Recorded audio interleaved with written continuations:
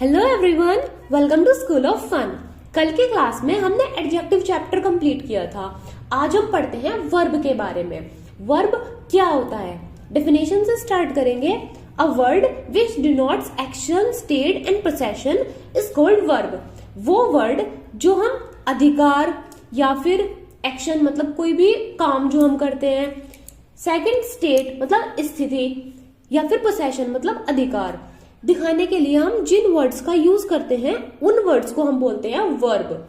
Example के लिए, they will play cricket, वो क्रिकेट खेलेंगे, वो एक्शन करेंगे क्रिकेट खेलने का, विल प्ले। ये इन वर्ड से हमें पता चल रहा है कि वो क्या कौन सा एक्शन करेंगे, क्रिकेट खेलने का, दे विल प्ले क्रिकेट। तो यहाँ पर विल प्ले वर्ब हो गई हमारी। सेकंड है स्टेट। स्टेट कैसे दिखाते हैं, स्थिति कैसे दिखाते हैं। यू आर हैप्पी, तुम खुश हो, तो स्थिति कैसी है खुश होने की, तो यहाँ पे आर वर्ब से हमें पता चल रहा है। सेकंड पोसेशन मतलब अधिकार, अधिकार दिखाने के लिए, अधिकार दिखाने के लिए हम हैज और हैव इन दोनों वर्ब का यूज करते हैं। अगर सिंगुलर के साथ है तो हैज और प्लूरल है तो हैव। जैसे कि आई हैव अ कार, मेरे पास एक कार है, मतलब यहाँ पे पोसेशन अधिकार दिखाने की बात हो रही है ना। कार किससे बिलोंग करती है, मुझसे, आई से। तो यहाँ पे हैव जो वर्ब है उससे हमें पता चलता है कि कार यहाँ पर है। तो हमने समझ लिया मतलब किस तरीके से जो एक वर्ब है वो एक्शन, स्टेट और पोसेशन दिखाने का काम करती है। होप आपको डेफिनेशन वर्ब की और वर्ब का जो फंक्शन है वो क्या क्या शो करने का काम करती है वो क्लियर हो गया होगा। अब हम पढ़ेंगे not. No sentence can be formed without verb. Verb के बिना कोई भी सेंटेंस बनना पॉसिबल नहीं है। अगर सेंटेंस के अंदर एक सिंगल ही कोई वर्ड है ना तो वो भी वर्ब होगा for it to be a sentence, otherwise वो कोई भी सेंटेंस नहीं बन सकता। जैसे कि एग्जांपल 1 है स्टॉप, रुको। हम बोल देते हैं ना कभी कभी कि अगर कोई आगे भागा जा रहा है तो मतलब रुको, तो उसके लिए हम बात यूज करते हैं स्टॉप। ये केवल एक वर्ड है और ये क्या है, वर्ब। ठीक, तो हमें ध्यान में रखना है कि बिना वर्ब के हम कोई भी सेंटेंस नहीं बना सकते। Second example, Mohan writes a letter. Mohan एक लेटर लिखता है, लेटर लिखने का यहाँ पे काम हो रहा है तो राइट्स जो है वो हमारी वर्ब हो जाती है। Third, I am going out today, मैं आज बाहर जा रहा हूं, तो आई एम गोइंग मैं जा रहा हूं। इस तरीके से यहाँ हमें वर्ब के बारे में क्लियर हो गया। नेक्स्ट हम चलते हैं वर्ब के टाइप्स के बारे में, जो कि एक इंपॉर्टेंट पार्ट है। अच्छा, वर्ब के कौन कौन से टाइप होते हैं? वैसे तो वर्ब के मतलब काफी अलग अलग क्लासिफिकेशन होते हैं, बट दो चीजें होती है, एक होता है टाइप ऑफ वर्ब, एक होता है फॉर्म ऑफ वर्ब। आज हम पढ़ेंगे वर्ब्स के टाइप के बारे में, और जब हमारा वर्ब का टाइप वाला ये पूरा लेक्चर कंप्लीट हो जाएगा उसके बाद हम पढ़ेंगे फॉर्म्स के बारे में। जो फर्स्ट, सेकंड, थर्ड ये होती है ना, ये वर्ब की फॉर्म्स होती है। और कुछ वर्ब्स के टाइप भी होते हैं, जैसे फर्स्ट ट्रांजिटिव वर्ब मतलब कि सकर्मक क्रिया। ट्रांजिटिव वर्ब को हिंदी में बोलते हैं सकर्मक क्रिया। सेकंड इंट्रांजिटिव वर्ब मतलब कि अकर्मक क्रिया। Third linking verb. Linking verb क्या होता है, संयोजक क्रिया जो जोड़ने का काम करती है। फोर्थ होता है ऑक्सिलरी वर्ब मतलब सहायक क्रिया। इन ऑक्सिलरी वर्ब को ही हम हेल्पिंग वर्ब भी बोलते हैं। फिफ्थ आ जाता है फाइनाइट वर्ब मतलब कि परिमित क्रिया, जो फाइनाइट वर्ब्स होती है। और सिक्स्थ आ जाता है इनफाइनाइट क्रिया मतलब इनफाइनाइट वर्ब या फिर अपरिमित क्रिया। तो ये 6 जो है वो मेजर टाइप्स होते हैं वर्ब के। आपको वैसे मोस्टली इसमें से कुछ ना कुछ कहीं ना कहीं मिसिंग ही मिलता है, लेकिन मतलब जो मैंने सर्च किया है मोस्टली ये 6 टाइप्स ही होते हैं जो वर्ब के होते हैं। इसके अलावा फिर इसी में कुछ पार्ट वगैरह बन जाते हैं, मोस्टली यही होता है। अब इनको हम एक एक करके डिटेल में पढ़ेंगे। यहाँ से आपका आगे पूरा का पूरा ये जो है कंप्लीट तीनों टाइप हम इसमें 6 के 6 टाइप हम इसमें कंप्लीट कर लेंगे। अच्छे से आपको समझना है, एक एक वर्ड को ध्यान से सुनेंगे ताकि आपको दोबारा पढ़ने की जरूरत ना पड़े। सबसे पहले हम पढ़ते हैं ट्रांजिटिव वर्ब के बारे में, ठीक है ना। ट्रांजिटिव वर्ब क्या होती है? अच्छा, the verb that takes object is called transitive verb. बहुत सिंपल है, वो वर्ब जो जिसे ऑब्जेक्ट की जरूरत होती है। मतलब जिस सेंटेंस में वर्ब के साथ साथ ऑब्जेक्ट भी आता है ना, उस वाली वर्ब को हम बोलते हैं ट्रांजिटिव वर्ब। क्या बोला मैंने बोला कि जो वर्ब होती है जिसको ऑब्जेक्ट की नीड होती है वो होती है ट्रांजिटिव वर्ब। एग्जाम्पल से थोड़ा और समझेंगे, जैसे इसमें पूछा हूं, इसमें मतलब एग्जाम्पल में लिखा हुआ है मोहन प्लेड क्रिकेट, मोहन ने खेला, क्रिकेट खेला। अब हम जो है पता करने के लिए हमें कैसे पता चलेगा, अब हमें ये इतना तो मतलब पता चल गया कि अगर कोई सेंटेंस है, ठीक है, उसमें कोई वर्ब आई हुई है और उस वर्ब के साथ अगर ऑब्जेक्ट आया हुआ होगा तो वो मेरा जो सेंटेंस है, वो मेरी जो वर्ब है, उस सेंटेंस के अंदर जो मेरी वर्ब है वो वर्ब ट्रांजिटिव वर्ब होगी। लेकिन मुझे ये कैसे पता चलेगा कि ऑब्जेक्ट है नहीं, या फिर ऑब्जेक्ट है तो कहां पे है। अब ऑब्जेक्ट के बारे में पता करने के लिए मैं क्या करूंगी, वर्ब से क्वेश्चन करती हूँ। और मुझे ये चीज हमेशा ध्यान रखनी है कि जो मैं क्वेश्चन करूंगी ना वो जरूरी होगा कि वर्ब से किया जाना चाहिए। ऐसे नहीं कि किसी भी पार्ट से क्वेश्चन पूछ लिया, नहीं। और उसके लिए कुछ वर्ड्स होते हैं, जैसे इसमें लिखा हुआ है we ask question from verb by using question words. कौन कौन से, व्हाट एंड हुम। मतलब जब हम ऑब्जेक्ट ढूंढते हैं ना सेंटेंस के अंदर, उस टाइम पे हम वर्ब से क्वेश्चन करते हैं। क्वेश्चन करने के लिए हम व्हाट और हुम, व्हाट मीन्स क्या और हुम मीन्स किसे या किसको, ठीक है। केवल इन दोनों वर्ड से इन दोनों क्वेश्चन वर्ड से जब हम क्वेश्चन पूछते हैं तो हमारा जो आंसर होता है, वो जो ऑब्जेक्ट होता है वर्ब का, वो आ जाता है। होप ये चीज आपको क्लियर हो गई होगी। अब एग्जाम्पल से थोड़ा और क्लियर करेंगे। जैसे मैंने आपको एग्जाम्पल बताया था कि मोहन प्लेड क्रिकेट, ये मेरा एग्जाम्पल, ये मेरा सेंटेंस हो गया। अब मुझे इसमें पता करना है कि जो मेरा ऑब्जेक्ट है वो क्या है, तो मैं वर्ब, इसमें वर्ब ढूंढूंगी। वर्ब क्या है, प्लेड, ठीक है, मतलब खेला। मोहन क्रिकेट खेला। मोहन क्या खेला, मोहन प्लेड व्हाट। मुझे आंसर मिलता है क्रिकेट। मिल गया आंसर। जिसमें मुझे आंसर मिल जाता है वो मेरी होती है कौन सी, ट्रांजिटिव वर्ब्स। वेरी गुड, वो मेरी ट्रांजिटिव वर्ब्स होती है जिनके अंदर मुझे आंसर मिल जाता है। और आंसर क्या मिलता है, ऑब्जेक्ट। जैसे सेकंड एग्जांपल में देखेंगे, Ram give Hari a book. अब हम यहाँ पे जो इसका मतलब हिंदी मीनिंग होगा वो होगा कि राम ने हरि को एक किताब दी। अब Ram gave what Hari a book. Ram gave what a book. What क्या दिया राम ने, एक किताब दी, ठीक है। और अगर मैं दूसरे उससे पूछूं, हुम, राम गिव हुम अ बुक, किसको दी, तो हरि को दी। अब यहां पर व्हाट और हुम दोनों का आंसर मिल रहा है, तो ये भी ट्रांजिटिव होगी क्योंकि ऑब्जेक्ट तो मेरा है। तो सेंटेंसेस जो ट्रांजिटिव वर्ब वाले सेंटेंसेस होते हैं उसमें मैक्सिमम 2 ऑब्जेक्ट्स हो सकते हैं। और ऑब्जेक्ट जो है वो मेरे मिलते कैसे हैं, जब मैं व्हाट या हुम लगा करके वर्ब से क्वेश्चन पूछती हूँ। जैसे फर्स्ट वाले सेंटेंस में मेरा ऑब्जेक्ट था क्रिकेट, जो कि व्हाट से निकला था, मोहन प्लेड व्हाट क्रिकेट, ठीक। सेकंड जो मेरा एग्जाम्पल था उससे मुझे क्या पता चला कि Ram give what a book और टू हुम हरि, हरि को दी और एक किताब दी, तो दोनों का आंसर निकल गया। तो ये भी मेरा ट्रांजिटिव होगा। और कैसा होगा, 2 ऑब्जेक्ट वाला। यहाँ पे आपको ट्रांजिटिव वर्ब जो है वो बिल्कुल क्लियर होगी, होप कोई डाउट नहीं होगा। बट अगर फिर भी आपको कोई डाउट है, कुछ भी आपकी क्वेरी है, तो आप कमेंट सेक्शन में प्लीज बताएं, I will answer for sure. अब हम चलते हैं सेकंड इंट्रांजिटिव वर्ब की तरफ। उससे पहले इंट्रांजिटिव वर्ब से पहले हम कुछ पॉइंट्स जो है वो याद रखेंगे, जो मैंने वैसे तो आपको बता दिया, बट फिर भी थोड़ा थोड़ा से एक बार पढ़ लेते हैं। 2 objects can come with transitive verbs. Transitive verbs में 2 ऑब्जेक्ट आ सकते हैं, जैसे अभी हमने पीछे एग्जाम्पल में देखा था। At least 1 object must be there for a verb to be transitive. और वर्ब के ट्रांजिटिव बनने के लिए, मतलब एक वर्ब को अगर मैं ट्रांजिटिव बोल सकूं कि ये जो वर्ब है वो ट्रांजिटिव वर्ब है, उसके लिए कम से कम 1 ऑब्जेक्ट का होना तो जरूरी है। समझ आया, ज्यादा से ज्यादा 2 हो सकते हैं, बट कम से कम 1 का जरूरी है for a verb to be transitive, एक वर्ब को ट्रांजिटिव बनने के लिए। इसके बाद मेरा सेकंड आता है इंट्रांजिटिव वर्ब। इंट्रांजिटिव वर्ब कैसी होती है, the verb that does not need any object are called intransitive verb. वो वर्ब जिसको किसी ऑब्जेक्ट की जरूरत नहीं होती, जो बिना ऑब्जेक्ट के आती है, वो वाली वर्ब जो होती है मेरी क्या होती है, इंट्रांजिटिव वर्ब। अब हमने ये तो देख लिया कि अगर भाई हमें ऑब्जेक्ट देखना है वर्ब के अंदर तो हम कैसे कैसे क्वेश्चन करके सेंटेंस में, तब सेंटेंस में वर्ब से क्वेश्चन करेंगे, व्हाट का और whom का, और अगर हमें आंसर मिल गया तो उसका ऑब्जेक्ट हो जाता है। बट हम ये कैसे पता करेंगे कि ऑब्जेक्ट नहीं है, कैसे करेंगे? बहुत सिंपल है। जब हमें पता चल गया कि अगर आंसर मिल गया तो ऑब्जेक्ट है, बट अगर नहीं मिला मतलब वो ऑब्जेक्ट नहीं होगा। ठीक है, तो अगर हमें आंसर मिल जाता है वर्ब से व्हाट और whom को क्वेश्चन करने पर, तो मेरी जो वर्ब है वो ट्रांजिटिव वर्ब होती है। बट अगर मुझे आंसर नहीं मिलता तो कैसी होती है, इंट्रांजिटिव।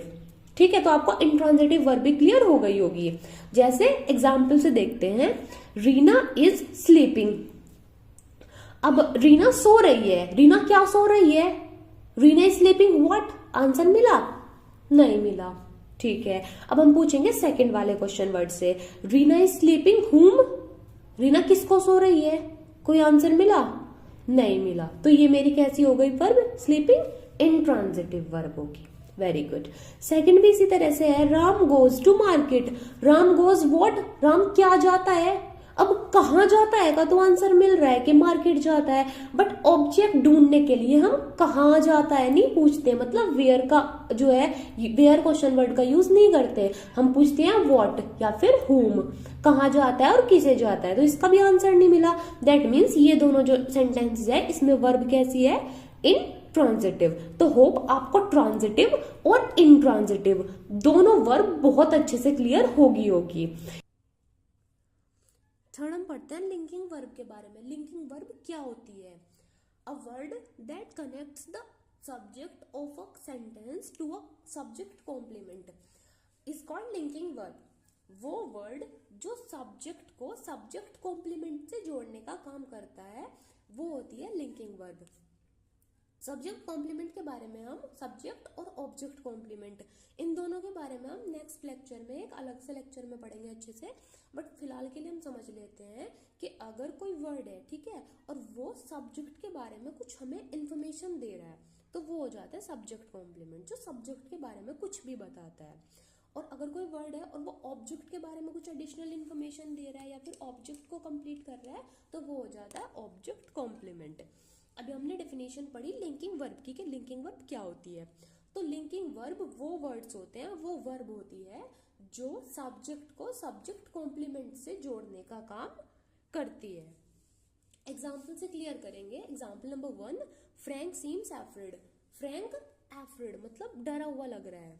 तो यहाँ पर जो वर्ब है सीम्स, वो फ्रैंक को मतलब सब्जेक्ट को एफ्रिड से मतलब सब्जेक्ट कॉम्प्लीमेंट से जोड़ने का काम कर रही है। ठीक है, समझ आया? सब्जेक्ट को किससे जोड़ने का काम कर रही है, सब्जेक्ट कॉम्प्लीमेंट से। सेकंड एग्जाम्पल में ही बिकम एंग्री, वो क्या हो गया, एंग्री मतलब गुस्सा हो गया। तो यहाँ पर भी जो वर्ब है जो वर्ब है बिकम, वो ही सब्जेक्ट को एंग्री जो कॉम्प्लीमेंट है सब्जेक्ट कॉम्प्लीमेंट उससे जोड़ने का काम करिए, तो बिकम भी मेरी लिंकिंग वर्ब हो जाती है। Third example, I feel exhausted, मुझे थका हुआ फील हो रहा है। तो इस सेंटेंस में भी जो आई सब्जेक्ट है उसको एग्जॉस्टेड मतलब थका हुआ कॉम्प्लीमेंट, थका हुआ कौन फील कर रहा है, मैं। तो मुझे पूरा करने का काम जो है एग्जॉस्टेड वर्ड कर रहा है, मतलब मेरे बारे में कुछ एडिशनल इन्फॉर्मेशन दे रहा है कि मैं कैसा फील कर रहा हूँ, थका हुआ। तो यहाँ पर फील जो वर्ब है वो हो जाएगी लिंकिंग वर्ब। ठीक है, होप आपको लिंकिंग वर्ब क्लियर होगी। अब लिंकिंग वर्ब की तरह कुछ वर्ब्स का हम यूज करते हैं। एक तो जो बी वाली जो सारी की सारी फॉर्म्स होती है, जैसे is, am, are, was, were, has been, ये वाली जो वर्ब होती है ये सब किसकी तरह वर्क करती है, लिंकिंग वर्ब की तरह। ये हेल्पिंग वर्ब भी होती है और लिंकिंग वर्ब की तरह भी वर्क करती है। सेकंड कुछ वर्ब्स होती है जैसे come, get, go, throw, feel, run, appear, become, look, remain, seem, sound, taste. ठीक है, दोबारा बोलेंगे, come, get, go, throw, grow, feel, run, appear, become, look, remain, seem, sound, taste and extra. ये सारी जो वर्ब होती है वो सब की सब वर्ब्स लिंकिंग वर्ब की तरह सेंटेंस में यूज होती है। ठीक है, होप आपको लिंकिंग वर्ब अच्छे से समझ में आ गया। 4th नंबर पे आता है ऑक्सिलरी वर्ब। ऑक्सिलरी वर्ब्स को हम हेल्पिंग वर्ब भी बोलते हैं। They are also called helping verb. The minor verbs that supports the main verb in the sentence is called auxiliary verb। वो छोटी वर्ब जो एक मेन वर्ब को सेंटेंस में सपोर्ट करती है उसको हम हेल्पिंग वर्ब या फिर ऑक्सिलरी वर्ब बोलते हैं। जैसे कि जो मेन काम जो होता है, जैसे कि आई एम प्लेइंग, तो मैं काम क्या कर रहा हूँ, खेलने का, तो मेजर जो वर्ब होगी वो तो हो गई प्ले, और उसके साथ एम एक वर्ब आई है तो उसको हम क्या बोलेंगे, हेल्पिंग वर्ब। ठीक है, तो ऑक्सिलरी वर्ब को हम हेल्पिंग वर्ब भी बोलते हैं और ये मेन वर्ब को सपोर्ट करने का काम करती है सेंटेंस के अंदर। होप आपको इतना क्लियर है कि ऑक्सिलरी वर्ब होती क्या है। ठीक है, अब हम कुछ मेन ऑक्सिलरी वर्ब्स के बारे में पढ़ेंगे, जैसे कि is, am, are, was, were, can, could, may, might, do, does, did, have, has, had, shall, should, will, would, must, etcetera. ये सारी की सारी जो वर्ब्स होती है ये ऑक्सिलरी वर्ब होती है। अच्छा, हम एक पॉइंट याद रखेंगे, हमने देखा अभी देखा ना कि कुछ जो वर्ब्स है वो हेल्पिंग वर्ब वाले में भी आती है और लिंकिंग वर्ब वाले में भी आती है। तो हमें कैसे पता चलेगा, मतलब ये है इनको इसको हेल्पिंग वर्ब बोलना है, ऑक्सिलरी वर्ब बोलना है, तो वो फिर डिपेंड करता है उसके फंक्शन पे। अगर वो काम कर रही है केवल मेन वर्ब को सपोर्ट करने का तो वो हेल्पिंग वर्ब होगी, बट अगर वो सब्जेक्ट कॉम्प्लीमेंट को सब्जेक्ट से जोड़ने वाला काम कर रही है तो वो क्या होगी, गुड, लिंकिंग वर्ब होगी। तो हमें याद रखना है ये दोनों बातें। ठीक है, इसके बाद हम एक पॉइंट और याद रखेंगे कि जो ऑक्सिलरी वर्ब्स होती है ना वो मॉडल वर्ब्स भी होती है। मतलब सब के सब जो मॉडल्स होते हैं, मॉडल्स, कोई मॉडल्स बोलता है कोई मॉडल्स बोलता है, the pronunciation can be different but the fact remains the same, कि जो मॉडल्स होता है वो ऑक्सिलरी वर्ब भी मतलब मॉडल्स जितने भी होते हैं वो सब के सब ऑक्सिलरी वर्ब भी होते हैं। They are also works as helping verb in the sentence. Got it? कुछ एग्जाम्पल्स देख लेते हैं, जैसे कि अगर मैं बोलूं आई एम प्लेइंग, मैं खेल रहा हूं, अब मैंने बोला था तो उसमें एम जो हो गई वो क्या होगी, मेरी हेल्पिंग वर्ब। उसके बाद सेकंड एग्जाम्पल है ही हैज बीन फूलिंग मी, मुझे बेवकूफ बना रहा था। तो इस सेंटेंस में जो हैज है वो फूलिंग वर्ब की, हैज बीन जो है वो हेल्प कर रहे हैं फूलिंग वर्ब की, तो ये भी हेल्पिंग वर्ब होगी। थर्ड एग्जाम्पल है we must obey our parents, हमें अपने पेरेंट्स की बात माननी चाहिए। तो इस सेंटेंस में भी जो वर्ब है मस्ट है ना, वो हेल्पिंग वर्ब होगी, क्योंकि यहाँ पे मेन वर्ब है ओबे, OBEY, ओबे मतलब कहना मानना। तो हमें अपने पेरेंट्स का कहना मानना चाहिए, तो मेन काम तो कहना मानने का हो रहा है। और जो वर्ब जैसे कि MUST मस्ट इसके अंदर है वो सपोर्ट करने का काम कर रही है मेन वर्ब को, तो वो जो है हमारी क्या होगी, हेल्पिंग वर्ब होगी। ठीक है, तो वो ऑक्सिलरी वर्ब भी अच्छे से आपको समझ आ गया। इसके बाद हम बात करते हैं फाइनाइट वर्ब की। फाइनाइट वर्ब क्या होती है? A finite verb is that which changes its form according to the subject of the sentence।